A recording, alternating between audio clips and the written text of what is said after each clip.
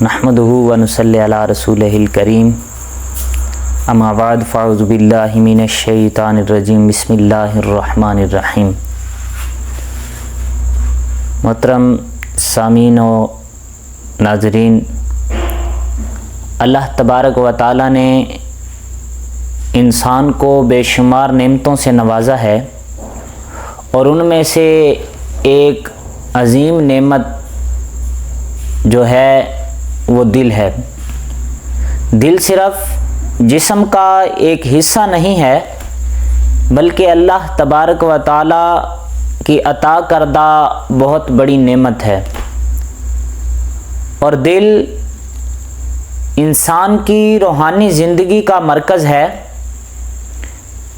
انسان کی نیکی، تقوی، ایمان اور اخلاص کا تعلق دل سے ہے۔ اللہ تعالیٰ قرآن مجید میں ارشاد فرماتا ہے، مگر وہی کامیاب ہوگا جو اللہ تعالیٰ کے حضور سلامتی والا دل لے کر آئے گا۔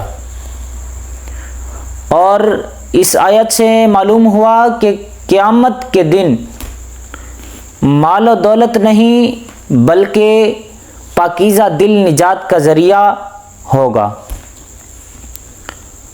اور دل کی اہمیت کیا ہے؟ دل انسان کے پورے جسم کا بادشاہ ہے۔ اگر دل درست ہو تو انسان کے اعمال بھی درست ہوتے ہیں، اگر دل خراب ہو تو اعمال بھی خراب ہوتے ہیں۔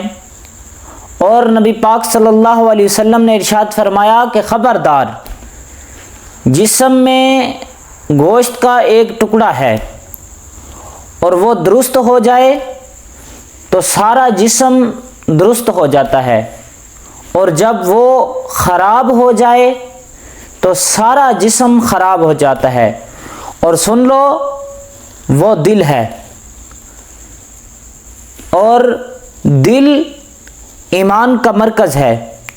اللہ تعالیٰ قرآن مجید میں ارشاد فرماتا ہے کہ اللہ تبارک و تعالیٰ نے ایمان کو تمہارے دلوں میں محبوب بنا دیا۔ ایمان کی روشنی دل میں اترتی ہے جب دل اللہ تعالیٰ کی یاد سے آباد ہو تو انسان نیکی کی طرف راغب ہوتا ہے۔ اور سامعین زید شام، اس دل کا استعمال کیا ہے؟ اللہ تبارک و تعالیٰ کی معرفت حاصل کرنا، یہ ہمارے دل کا درست استعمال ہے۔ اللہ تعالیٰ قرآن مجید میں ارشاد فرماتا ہے کہ ان کے دل ہیں مگر ان سے سمجھتے نہیں۔ دل کا مقصد صرف دھڑکنا نہیں بلکہ حق کو پہچاننا ہے اور اللہ تعالیٰ کی معرفت کو حاصل کرنا ہے۔ اللہ تبارک و تعالیٰ کی یاد میں مشغول رہنا، یہ بھی دل کا ایک کام ہے۔ اللہ تبارک و تعالیٰ فرماتا ہے، سن لو، اللہ کی یاد ہی سے دلوں کو سکون ملتا ہے۔ آج انسان دولت، شہرت اور دنیا کے پیچھے بھاگ رہا ہے، مگر حقیقی سکون صرف اللہ کے ذکر میں ہے، صرف اللہ تعالیٰ کی یاد کو دل میں بسانے میں ہے۔ اور مومن کا دل حضور نبی پاک صلی اللہ علیہ وسلم کی محبت سے سرشار ہوتا ہے۔ یہی محبت ایمان کی مٹھاس پیدا کرتی ہے۔ اور سامعین عزیز شام، جس طرح جسم بیمار ہوتا ہے اسی طرح دل بھی بیمار ہو جاتا ہے۔ قرآن مجید میں اللہ تبارک و تعالیٰ ارشاد فرماتا ہے کہ ان کے دلوں میں بیماری ہے، اور دل کی بیماریوں میں شامل کیا ہے؟ حسد، تکبر، ریاکاری، بغض، کینہ، دنیا کی حد سے زیادہ محبت، یہ انسان کو اللہ تعالیٰ سے دور کر دیتی ہیں، اور یہ بیماریاں انسان کو اللہ اور اس کی رسول کی اطاعت کرنے سے روکتی ہیں۔ اور انسان کو اور دل کو زندہ رکھنے کے لیے ہمیں کیا کرنا ہوگا؟ ہمیں کیا اعمال کرنے ہوں گے؟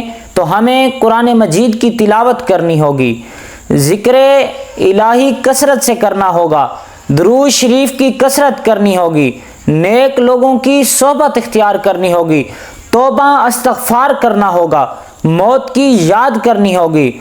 اور سخت دل ہونے کی وجوہات کیا ہیں؟ گناہوں کی کثرت۔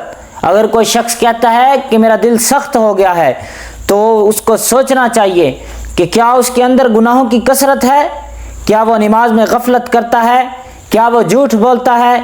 کیا وہ حرام کی کمائی کماتا ہے؟ کیا وہ فضول مشغلوں میں اپنی زندگی گزارتا ہے؟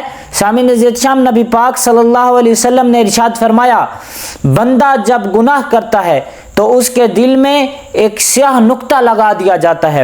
یہ ترمذی شریف کی حدیث ہے۔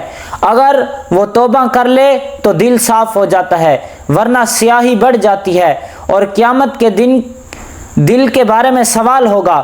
قیامت کے دن انسان کے اعمال کا دار و مدار اس کے دل کی کیفیت پر ہوگا۔ اگر دل ایمان اور اخلاص سے